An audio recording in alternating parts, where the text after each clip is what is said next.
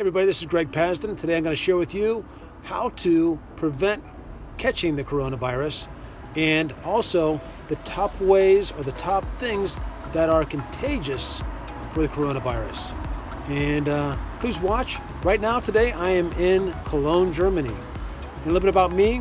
I am also the chairman and on the board of directors for the American Veterans Projects and Retreats. That's a charity for veterans, first responders, and their families. I am also a retired lieutenant colonel from the military. I'm an international airline pilot. I'm a best-selling author, and I'm also got a noble title for a small country out here in Europe. So what does that mean? That means I have a lot of experience in world travel. I know how to take care of myself, and I find it my mission to come out here and educate on how to be safe and to protect yourself and make your life better. So let's continue with the story. I wanted to talk about where can you find the most germs in everyday common items. So what I've written down is a list of 10. Number 1 I have is the light switch. Number 2 is door handles. Think of like on your house, on your bedroom, maybe going into a store, going into your office, going into your car vehicle. Number 3 is sink faucets. This can be in a kitchen, this could be at the bathroom, any of those places. That can be a place for the germs or the virus. Number 4, computer keyboard and your cell phone. Make sure you wipe those down. Use like one of those brand name wipes to wipe that off with some alcohol. Number 5, in your kitchen, the dish towel. Germs like to go to a moist item. Shopping carts. You know, you're going to be going to the store and you're going to be buying some stuff. Wipe off the shopping cart. 7, toilet seats. You know, if it's down, if it's up, either way, maybe you got to work out something with your family members to make sure that toilet seat's in the proper position. Number 8, chairs, tables, and countertops. You ever wonder why we're not going into some of the restaurants? Because people are touching the back of those chairs, the armrests of the chairs, putting their hands on the tables and the countertops, so those things are getting messed up. Number 9, condiment bottles in your refrigerator, also at restaurants or public places. Number 10, money. Money's being used to exchange for lots of goods and services, so be conscientious of when you use that stuff. When you're done, go wash your hands. If you can in advance, wipe that out and make sure it's cleaned off. The other thing I wanted to talk about is going to be what makes the virus live longer. That's coming up. This part's coming from Medical News Today. This is an article written by Tim Newman on February 15th, 2020, and it was fact-checked by Carolyn Robertson from Medical News Today. Okay, it says the human coronavirus can remain infectious on inanimate objects or surfaces at room temperature for up to 90 days. That's why I just went over those 10 different items that I think are really popular areas for where germs can linger. Here's a note. At a temperature of 30 degrees Celsius or 86 degrees Fahrenheit or more, the duration of the virus on an inanimate surface is shorter. So at higher temperatures, the virus can live shorter lifespan.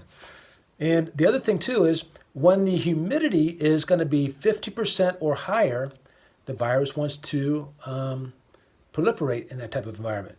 But if the humidity is 30% or lower, think like maybe the four corners of the USA, like maybe Arizona or Nevada, places where it's very dry and it can be warm. Those places, the virus has a shorter lifespan. How to inactivate a coronavirus on a surface of material. What we're going to talk about is cleaning it. Warning, do not consume any of these solutions. These are topical solutions for surface items. Not for your human body. This is talked about for surfaces that you're going to clean. Surface disinfectant of 0.1% sodium hypochlorite or 62 to 71% ethanol, which is basically alcohol, significantly reduces the coronavirus infectivity on surfaces within 1 minute of exposure time. So after you apply that solution to the surface that you're trying to clean, about 1 minute, I'd probably say 2 minutes. But they're saying it's only 99.9% effective. That means 1 chance in 1,000 a virus is going to live. So it's very effective. And again, warning, do not consume the 1 or the 0.1% sodium hypochlorite or the 62 to 71% alcohol. This is for cleaning. Next, my tips on avoiding catching the coronavirus or any germs. Please watch. The best thing you should do when you're washing your hands is to wash your hands for at least 20 seconds.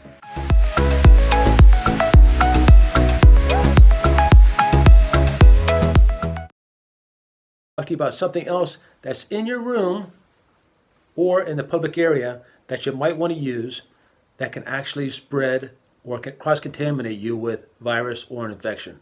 And that is a TV.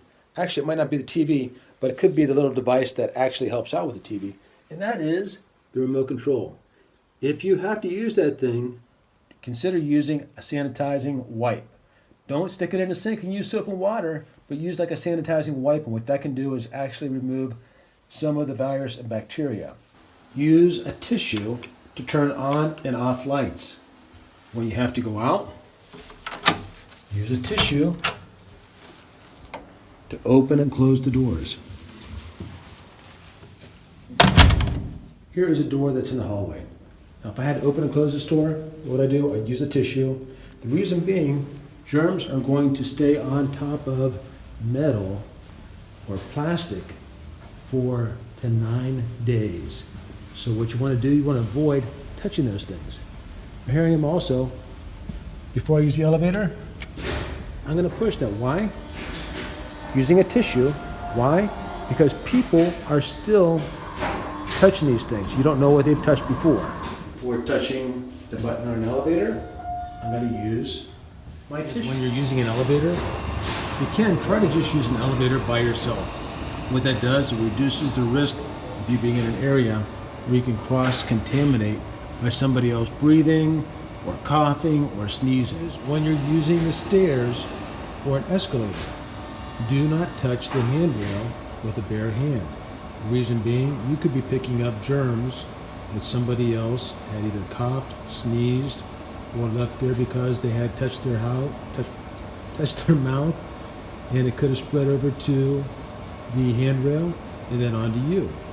The virus can live up to 9 days on these surfaces. Okay, what I have right here is a mask. What you're using these for is so that, say for example, I had COVID-19 or a virus or an infection. This is so that I don't transmit it to somebody else. The other thing that it can do is, say for example, I'm going to be in an environment where other people are possibly talking, coughing, because each time you talk, put your hand in front of your mouth. There's actually some air and vapor coming out of your mouth. The way you can test that is go up to a mirror and talk really close to it. And you're going to see that mirror fog up. What's happening? It's going to be moisture coming from your mouth. That's why you want to at least have 2 meters. 2 meters, 6 feet. How far away is that? That's if you stuck your arm out and they stuck their arm out, you would be that far away from each other. That'd be about 5 to 6 feet away from each other. But let's get back to how to apply your mask. What I'm going to do, I'm going to take my glasses off, put my mask on. I'm going to mold it to my nose. Put the second strap on, and then apply my glasses. Okay, should be able to breathe freely. The thing is though, when you have the mask on, it's going to limit the amount of air you can get in and the amount of air that's going to go out. So say for example, you don't want to go out jogging or go on doing some heavy exercise. If you need to, slow down, stop. If it's having difficulty breathing, slow your rate down, stop, take a break. Because the big thing is that you're trying to stay safe. If you can't breathe, you're not staying safe. Okay, now that you've seen the proper way to put on a mask, I'm going to show you the improper way to use a mask. You don't do it like this. You want to make sure the nose is covered. You don't do it like this. It's not doing any good. It looks like a nice decoration, but it doesn't do any good. You don't do this or anything and put it back on. You just leave it on. When you get back home or get back to where you can safely go wash your hands, then you can remove it.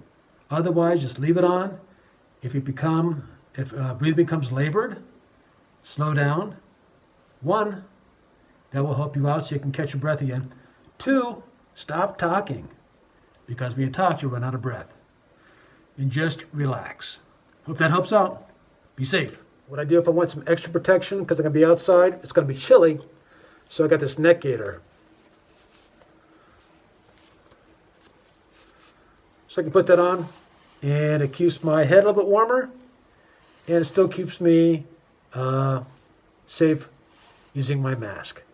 Did you know that the coronavirus and bacteria can spread to you through your eyes?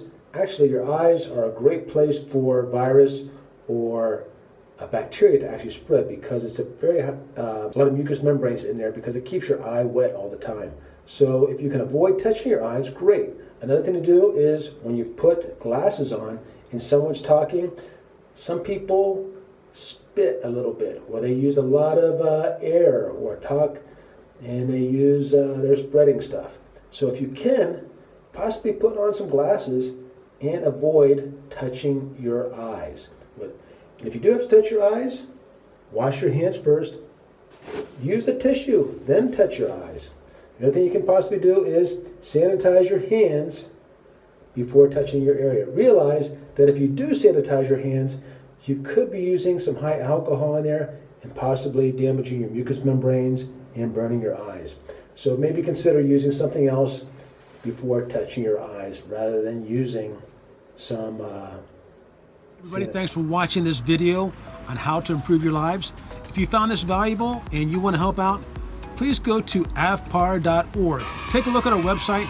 We're doing a lot of great things for it. The number one thing is they want to get employed. So when they come out of the military, they're looking for jobs. And what we offer there are jobs and job helping services for veterans, first responders, and their families.